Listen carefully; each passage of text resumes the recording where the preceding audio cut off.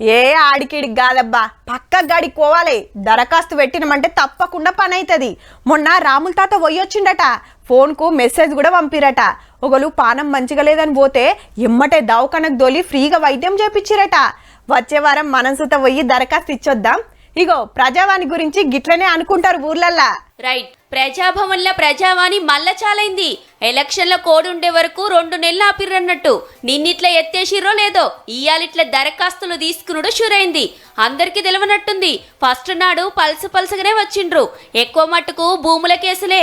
Mother ఉన్నప్పుడే ముగ్గురం అంటారని ఫ్యామిలీ సర్టిఫికేట్ ఉంది. తర్వాత చనిపోయిన తర్వాత ఆయన ఒక్కడే వారసుడు అని ఫ్యామిలీ సర్టిఫికేట్ ఇచ్చింది ఎంఆర్ఓనే. ఆ పొలాన్ని ఒక్కనికే పట్టగా చేసింది కూడా ఎంఆర్ఓనే. 3 సార్లు రిజిస్టర్ అయిందండి. ఇప్పుడు డబుల్ రిజిస్ట్రేషన్స్ అయిపోయినాయి. ధరణిలో ఉన్న వాళ్ళ పేర్లు ఎక్కించిండ్రు, ఈ ల్యాండ్ లో పేర్లు నా తీసేసిండ్రు. సిద్దిపేటల రంగనాయక సాగర్ కింద గీ తాతోళ్ల పొలంల కాలువ దొవ్వి ఎకాన ఇయ్యలేదట ఇప్పటిదాకా.